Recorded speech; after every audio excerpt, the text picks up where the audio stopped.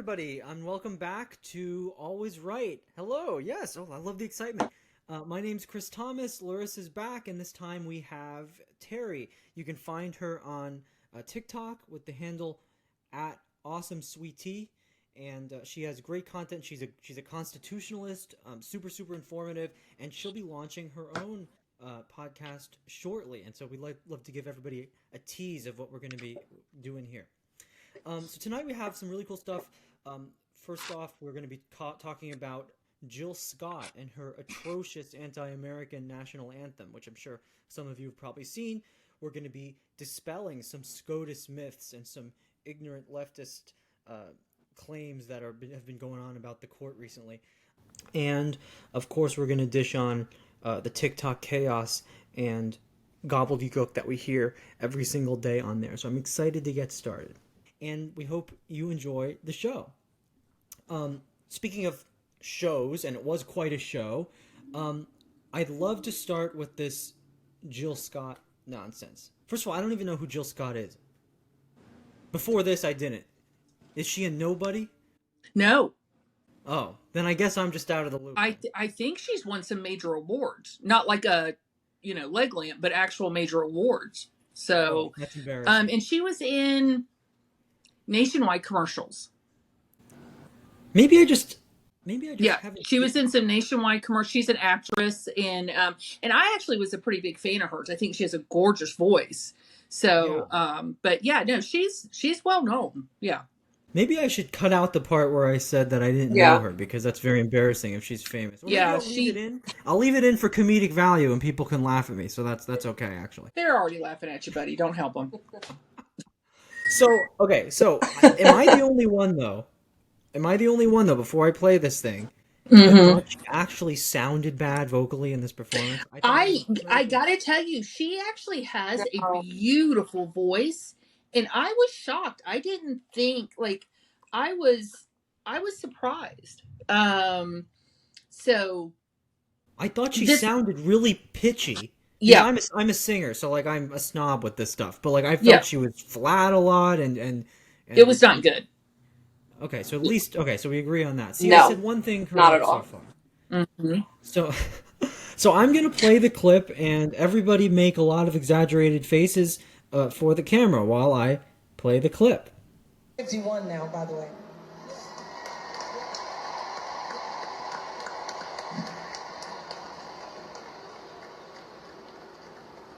Oh, say, can you see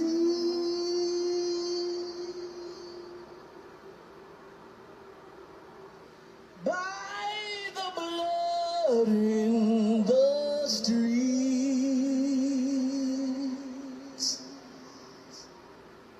that this place doesn't smile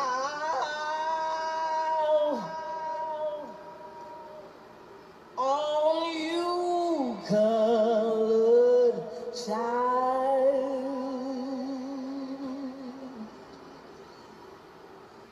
whose blood built this land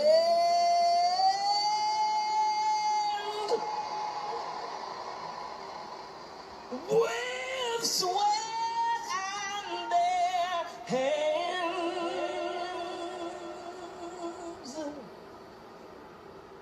But you'll die in this place, and your memory erased. Oh, say, does this truth hold any weight?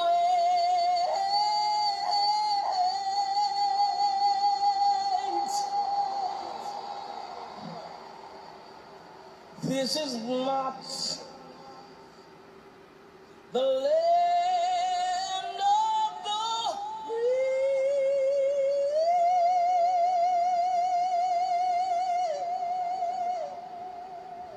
but the home of the slave.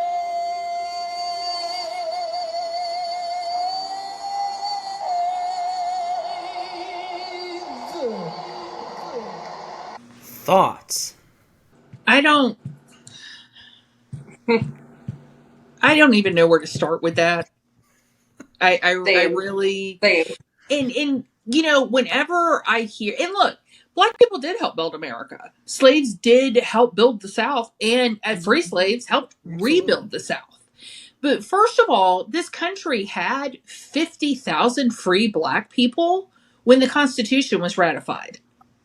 Okay? But So every black, Terry, yeah, I thought all black people were still slaves today. I thought that's what the left you, tells me. okay. I don't even know where to tell you to go watch to correct that. But there were 50,000 free black men when the Constitution was ratified, who did not all come here as slaves. Hmm. And over 20% of them owned slaves. But not only that, when people tell me that, there's such this focus on the South, and I'm from the South, so I get it. But you have to remember, we have a whole country west of the Mississippi, and that part of the country relied very heavily on um, black Americans, white Americans, but also Chinese Americans who were brought here is either indentured servants or as slaves from their own country. And those were the people, and unfortunately, it's a horrible stereotype, but that's why they had Hop Sing and Bonanza. But out west, um, there were tons of other cultures, people from other countries that came here and built the Trans American Railroad. Hmm. And there's a show, and I can't remember the name of it now, and I'm so sorry. It was on AMC, Hell on Wheels, that I actually researched. Actually, fairly historically accurate. And I Uh-huh. got to tell you, that whole project was hell on earth. It was dangerous. It was a nightmare. You had Indian tribes, Native American tribes that helped. You had ones that were fighting. You had people from England. You had politicians involved. So you're right. Slaves helped build this country. Black Americans who were not slaves helped build this country. I mean, Um, here's the thing, though, Terry. Slaves built the pyramids in Egypt, but you yes, still see people in America who marvel at the sight of right, those pyramids. We don't say, "Oh, we don't appreciate it because it was built by right. slaves." We still appreciate it. Right. And so my thing is, why is that the only historical labor we want to remember? Right. Right. There were, again, if you look at how the West was built, Hmm. that was when China had started to open up, and there were many Chinese brought over here forcefully and put to work. And it Yeah. wasn't called slavery because they said these people are part of our family. But what was happening is in China they were having problems, and they would sell young women and young men who would bring them over here with their uncle, right? Who would then sell their labor to Americans saying, "Oh, this is my family." Yeah. And they had brothels that traveled with the railroad and set up in western towns, cooks, cleans, out on the railroad working. So what about recognition for their contribution? The Trans American Railroad changed the world, not just this nation. Yeah. So there were many people, while not slaves, treated horribly. I recognize that contribution. This country would not. We don't know where it would be today because we didn't, unfortunately, get the opportunity to see that. Yeah. But the idea that this one little pocket thing happened. And the other thing I thought about with this, and I've been thinking about, is we hear America has more history of slavery than it does of freedom. But keep in mind, the United States only began to exist in 1776. We were under the control of the British Empire, right? So America's oversight, implementation, enforcement of slavery was from 1776 when we declared independence till 1865 when we went to war. That's less than 100 years, Yeah. right? It's less than half our history have we actually spent as a slave nation, right?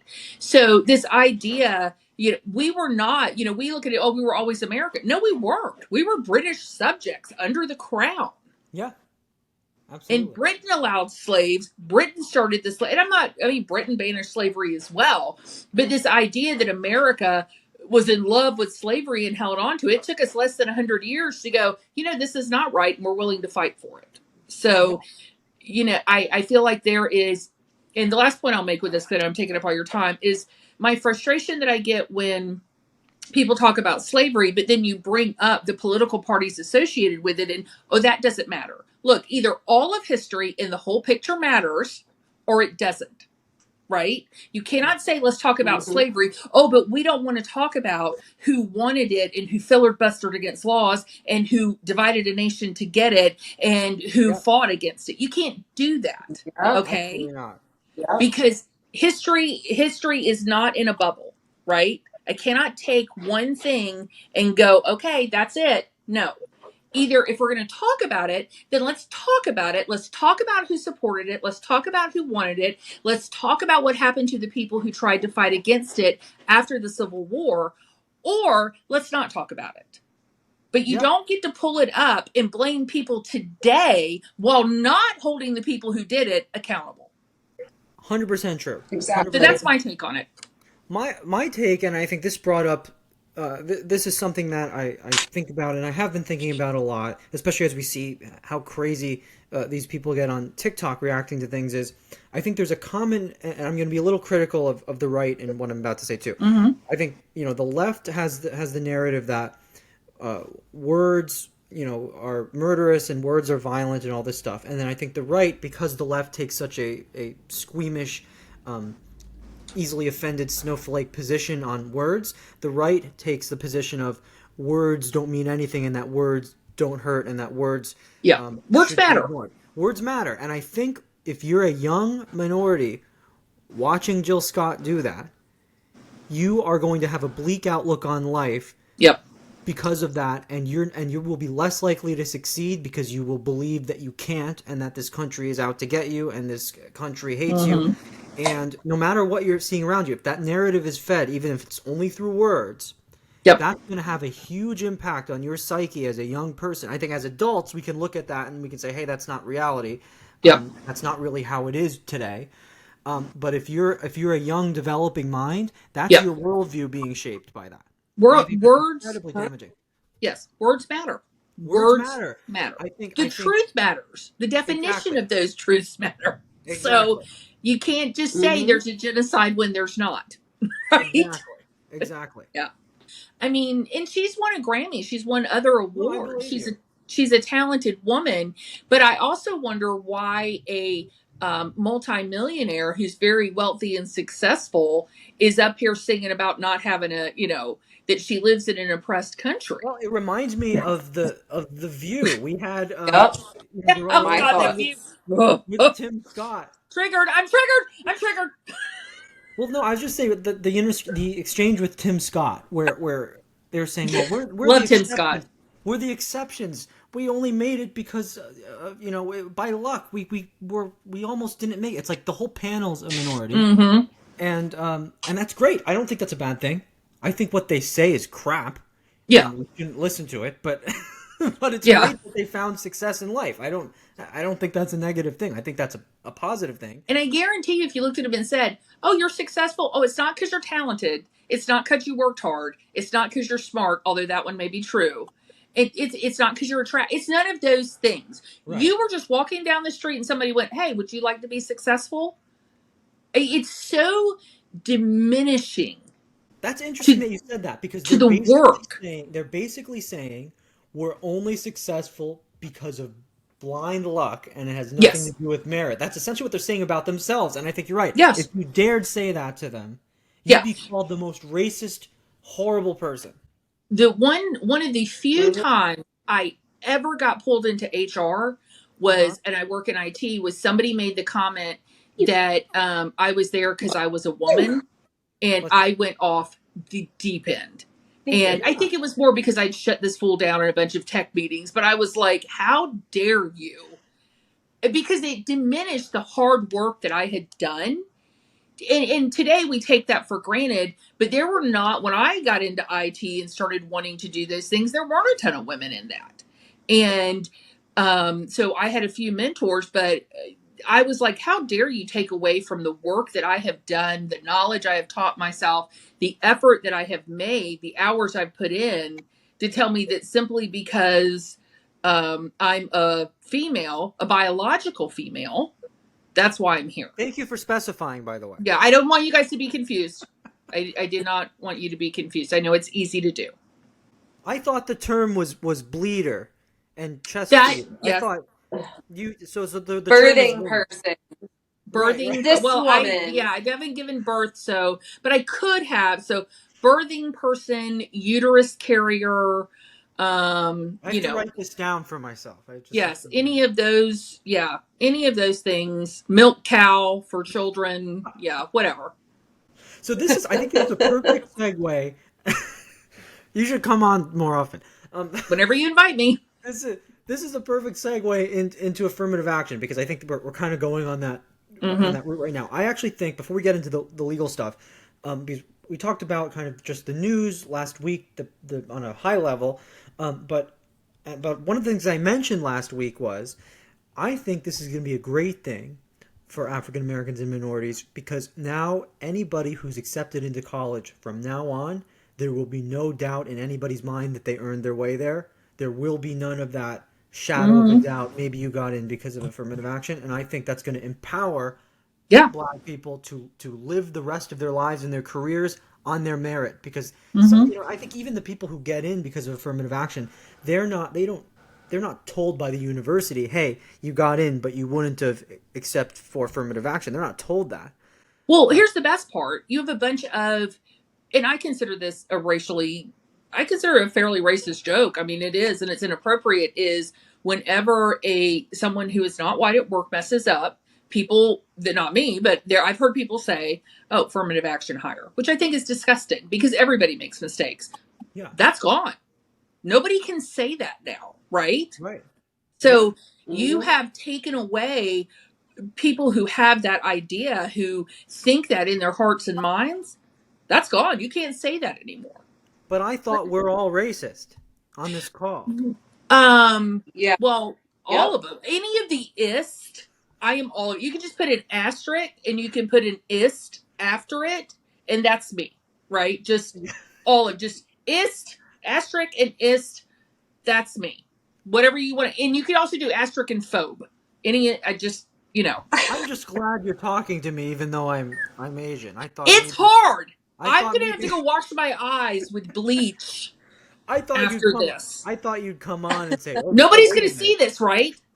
Nobody's gonna see this. I mean, this is just for my private records. They're not just okay, good, because I mean, I have a reputation to uphold with all my ist and phobes. Exactly. I'm gonna make a shirt. You can't speak talking phobes.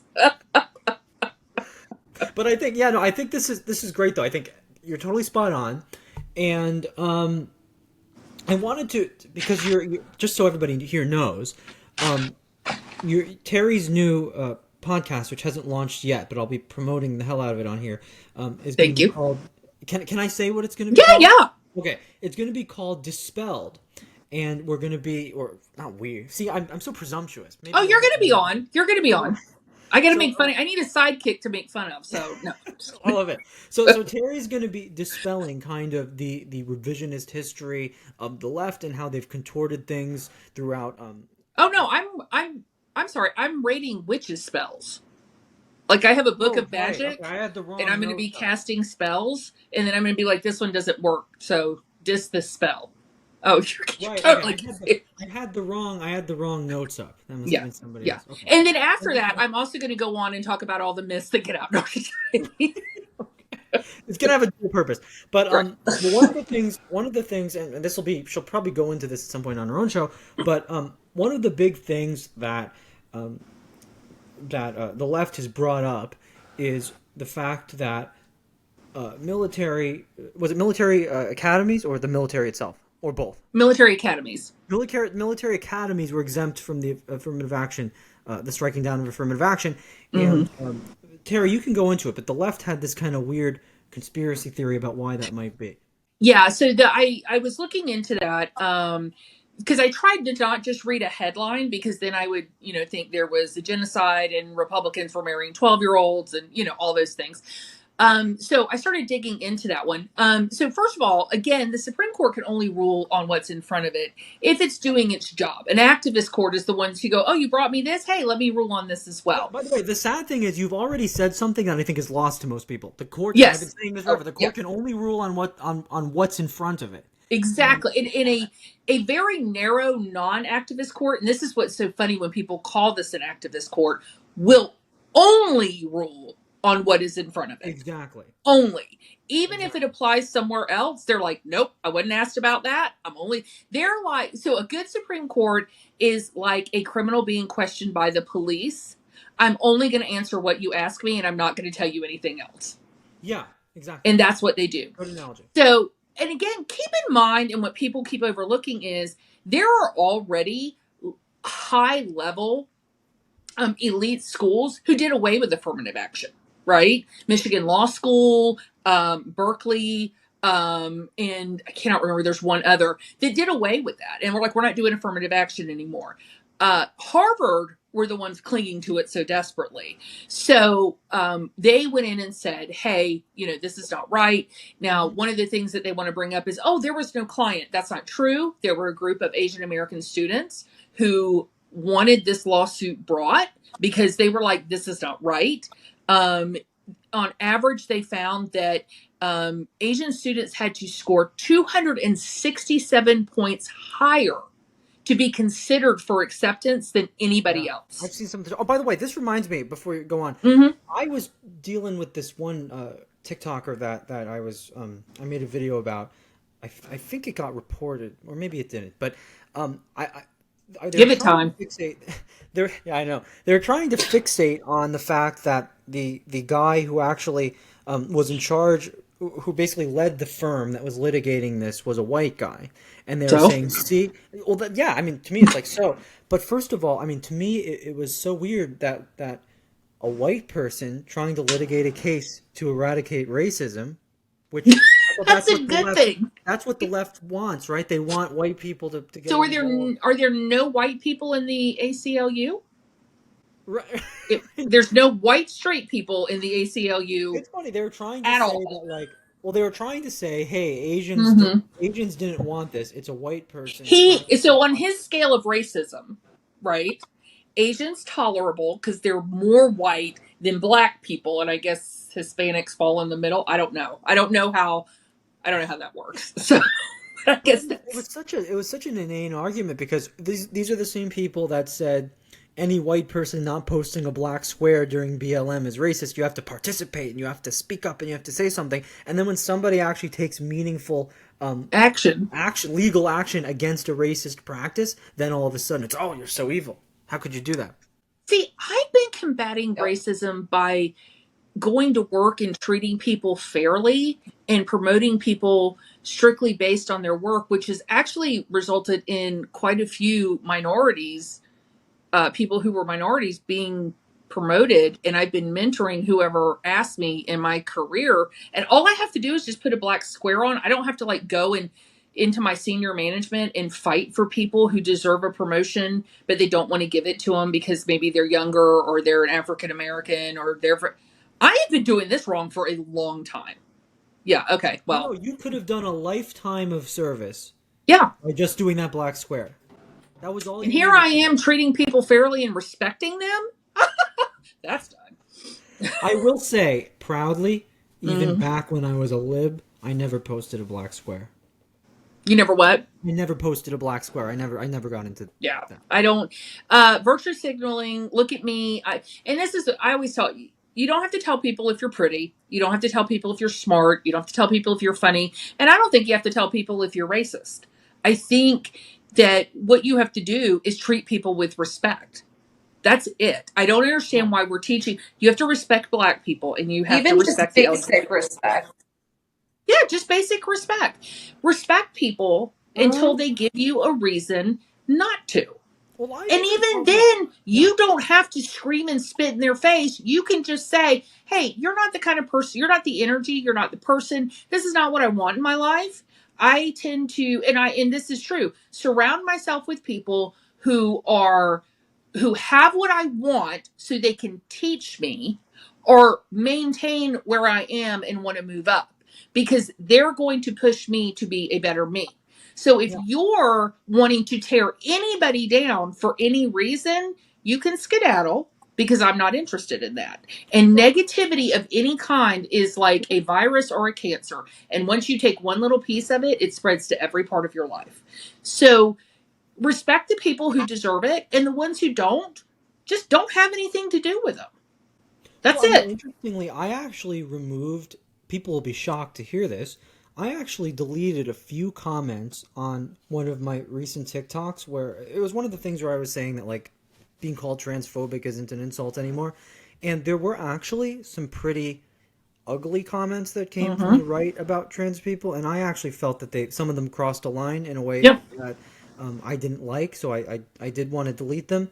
And it's not because I endorse gender ideology, but I think No. some of the comments were just, I'd say the vast majority were kind of the, haha, who cares what they think, and that's fine. Like, I agree, who cares what they think. But then there were a few that were kind of really nasty, and Mm-hmm. I don't approve of that either. And so, like, I'll call it out on our side too. I think, and that's that's my mentality when dealing with. Oh yeah, if I see any comments in TikTok that are racist, and I got a really ugly. There was a black gentleman who sent me a message who accused me of saying something racist, and I said, I'm talking about books that have nothing to do with race, so I don't know why that's racist. Um, and he came back and said something, and I provided the statistics, and this other guy jumped on and made a very racist comment, and I deleted it. I blocked him, and I apologized. I said, "Hey, I'm sorry for this." And I don't mind having a conversation with someone, but a conversation is not insulting someone because of their race or their gender or their sexual attraction, who they're sexually attracted to. None of that matters to me, right? Yeah. So I don't condone that. To me, that's bullying. I don't like a bully. And so, yeah, we on the right have to police ourselves and say, I don't want it. I don't want that. That's not what I don't want anybody to be in a hierarchy. I want everybody to have freedom and be treated with respect. That's what I Yeah. want. So you can get on board with that and hey, cool. Or you can go find some other group to hate with, because I'm not about it. So And and I think, well, the affirmative action thing, right? yeah. So I think that, like I said, other schools had gotten rid of it. Harvard was clinging to it. It was unfair that other students were having to work so hard. That's discrimination. And Mhm. all you have to do is easily put that on the other foot, that if they expected black students to make an extra 260 something points, that would not be acceptable, right? Absolutely. So the Supreme Court was asked about Harvard. They were asked about affirmative action. They were not asked about legacy um, entries, right? And this is my thing that's funny to me with that. Why are you mad at the Supreme Court? Go be mad at Harvard. They're the ones that do it. Yeah. And I got news for you. They're not going to stop, because who do you think gives them all their money? The parents of legacy students. Well, they don't get in for free. Believe me, their parents pay a pretty penny. So unless you're going to replace that money for Harvard, that's going nowhere. Nowhere, right? And the reason, and then I looked into, people started talking about, but pressure should be put on Harvard if you want that to change, or bring a lawsuit, And I'm right? fine with that changing, by the way. Like, in terms of Yeah. a moral sense, I'm kind of not for legacy admissions. I understand why Oh, they're I'm not. it. I mean, if you want a Yeah. really fair, and that's the thing, if Harvard really wanted a fair playing field and they were not virtue signaling and pretended like they gave a crap about people, they would not have legacy admissions. But they're going to, because legacy admission parents write checks, Mm-hmm. right? And that's what they care about. It's good business. So, yeah, that's all they care. But you can go ahead and put pressure on them. Do that. And then with the military, so they put in a note, SCOTUS did, and said, hey, we're not ruling on this because we weren't asked to. Okay. But also there was an amicus brief, and then military attorneys also filed briefs, and they explained to the court, but the court said, hey, we're happy to revisit it if somebody wants to bring a lawsuit, right? We'll take a look. But one of the things the military said is, we still need some affirmative action. And the reason is this: Our troops include everybody, right? From every background, right? Every race, every religion, sexual orientation, gender, all of that. We need to make sure who we're taking into officer corps can relate to the people that they are leading. So if we were to strictly go on scores or whatever it takes to get into the military academy, I don't know, there could be a chance we would not have leaders for every group of people, right? So we want to have all of those viewpoints. So if it comes down to a few points, but hey, we actually need more African American leaders, or we need more Hispanic leaders right now, or gay leaders, we want to be able to take them in because we want to make sure their voices are heard. So you just hit on a good talking point of the left. The left likes to say that diversity is beneficial. And in this case, this is a situation where the argument was made that diversity benefits the activities of the military. Yep. Whereas in a classroom, how does it benefit the instruction Yep. to have more people of color sitting around you? It doesn't. Yep. I'm sure it doesn't take away from it. I'm not saying Yeah. it takes away from it. It's it doesn't matter. So so my thing is, and in reading that, I was like, that's actually a really good point, right? Yeah, because everybody has a different culture, a different background, and so having your leaders and officers be able to understand where their men and women are coming from, right, and then being able to speak to that to their leaders and say this will help is not a bad thing. Yeah. And so it does make sense to say, hey, can we put our thumb on the scale just a little to make sure we have representation in our leadership? Because again, the military doesn't vote leadership, right? You're selected. So, but like I said, the Corps said they're willing to revisit that. But the military, I think, had a very legitimate reason as to why they would like to continue to have some affirmative action, even if they define it better. But Terry, what you're describing sounds so radical. The leftists are saying that this court is a radical MAGA court. Oh yeah, for sure. How do you explain this? How do you explain? Well, I'm a asteriskist, so of course I would support that. So it's funny to me because I lived in the 80s and after the 70s, and we had some pretty radical cases. Like I remember people getting all up in arms. I thought you just turned 25. Oh, you're my favorite. Okay. You just won. So it's funny because I went back and I looked at the statistics, right? So in the last 10 years before this full court was seated, 48% of the cases were decided down party lines. So, and you had some pretty radicals. You had Ruth Bader Ginsburg, you had Clarence Thomas. So you had some pretty far people. You had Scalia on there, who I love. He's, and so, but you had 48%. When you go to this court, they've been seated they started all together in October of 2022. So 67% of their cases have been 9-0 or 8-1. They're already almost 20% ahead of the last guys and being able to come together and look at the Constitution and find, hey, this is an agreement, right? So 67% is actually high, even looking at other courts through the years. And then, so that leaves you, you're remaining, 23%? I'm not good at math. Yeah, 23%. No, 33%. 33. Thank you. 33%. It's good to have an Asian here. Yes, thank you. Oh, yeah, there we go. I should have known. I should have just asked you. 33%. But even on those, so you're like, how many's left? 90% of the cases, a liberal justice, what we consider, sided with the conservative Supreme Court. Kagan's doing that fairly often. Yes. And actually, they said, if you go back in the analysis, Kavanaugh, who everybody hated so much, he's now been crossing over. Well, he's also considered a swing vote now.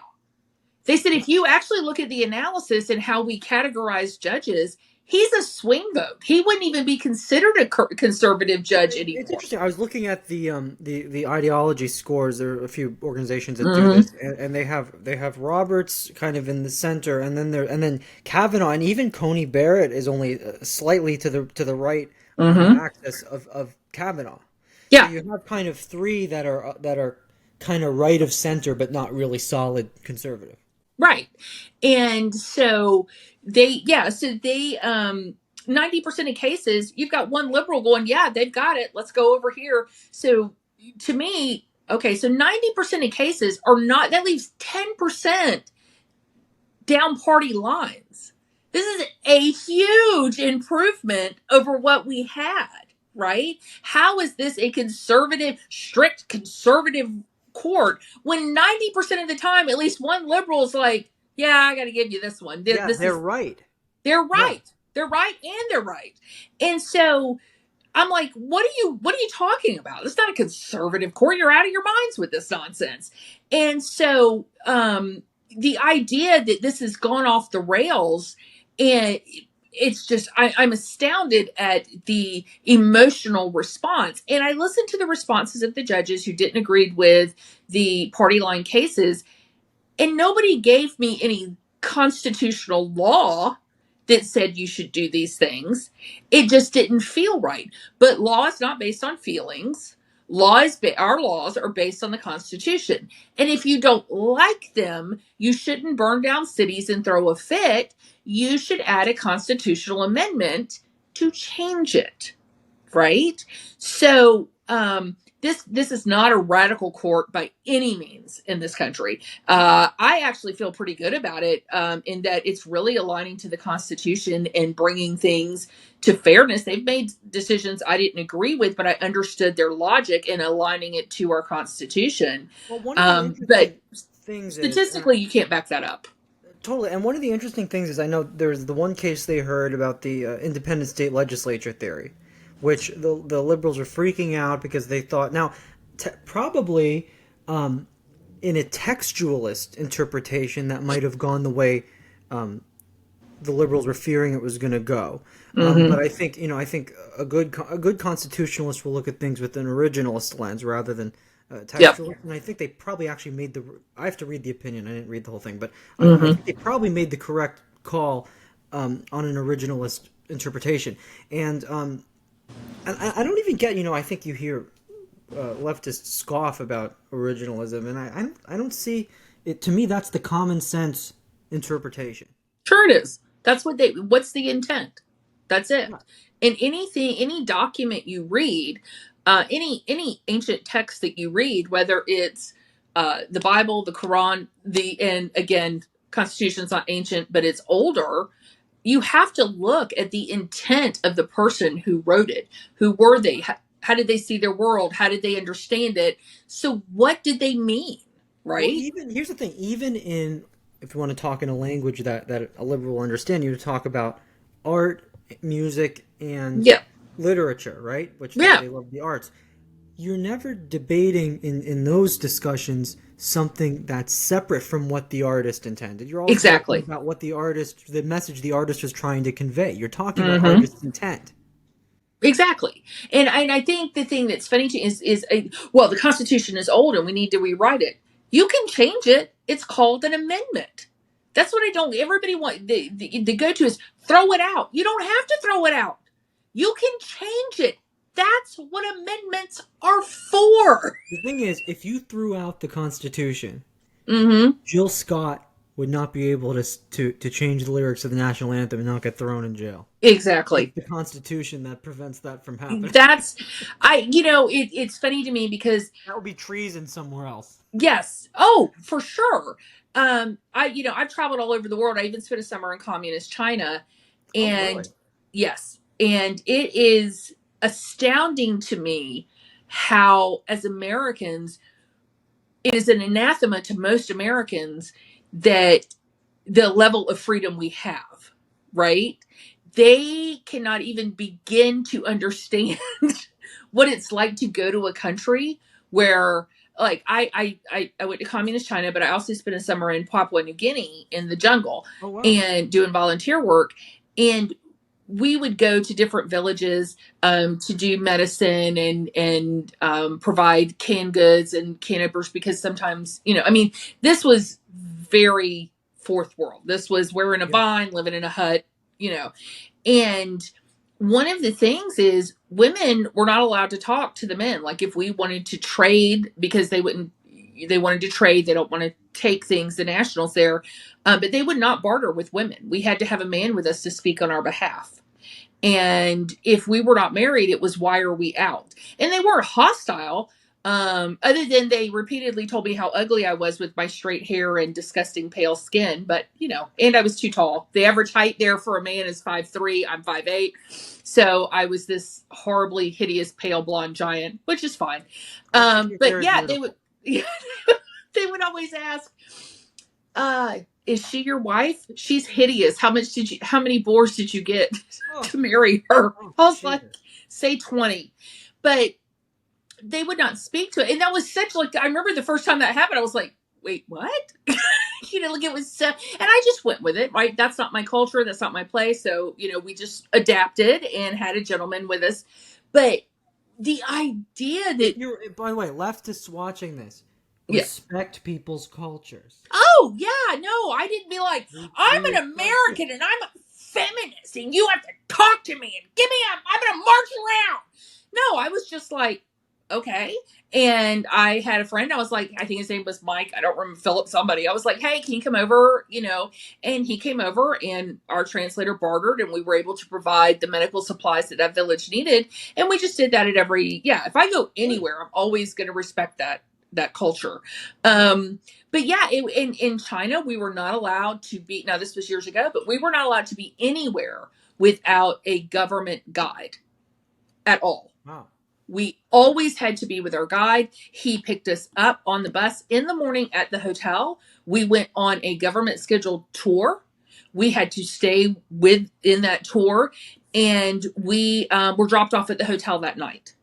Wow. Okay. And yeah, so they were very, and I remember I met a man, I was in Beijing sitting in the square, and a Chinese gentleman came up and sat next to me, and he said, are you English? And I said, well, I'm from America. And he said, oh, I've heard America's a wonderful country. And I said, yeah. And he kind of scooted over close and he looked around and he lowered it and he chatted with me for a minute. And I remember he leaned over very close and he said, God bless you. And he left. Aww. Because in China, you can be locked up for that. And I thought, I'll scream. I'll go out the front yard. I'll go in the middle of Times Square and scream, God bless you. Who's going to do something about it? And this man is afraid to tell a foreigner, wow, God bless you. So it's, in Americans, they're like, oh, I'll call the press and I'll get an attorney. Okay, well, they all work for the government. So good luck with that. Yeah. But our entitlement to freedom is astounding. The idea that somebody could take it from us is not something we can conceive of, which is unfortunate because it can happen. And because people are so entitled, they forget how free we are. Right. They forget, and they forget that the Constitution is the anchor for that. And as soon as we erase one line, one jot, one tittle of it, then it started to crumble. Our rights have started to crumble. Absolutely. And they don't get that. They don't get it. I'm not opposed to I would say if you can get what is it? Is it 2/3 of states? Yeah. If you can get 2/3 of states, even if I vehemently disagree with what 2/3 of states want, I will respect that process. Yeah. If you can get an amendment passed and that's what it is, then that's the amendment. What do you want me to do about it, right? I mean, there were a lot of people who probably were opposed to the 14th Amendment. Oh, yeah, in the 19th. There's still people opposed to women's suffrage. Yeah, and one guy posted, he said, everything started going wrong with the 19th Amendment. Well, I agree with you. Why are you yelling at me? And I'm like, does he want me to like this comment? Because I feel like I won't. But, yeah. Hey, just a quick update for you. So I was told that we were in the 7th and 8th stage of the genocide. So 7 is preparation, 8 is persecution.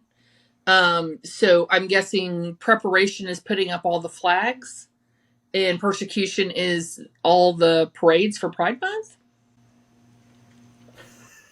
By the way, were you following me way back in May? Because I actually did a video where I went through 7 of the stages and debunked them. Mm-hmm.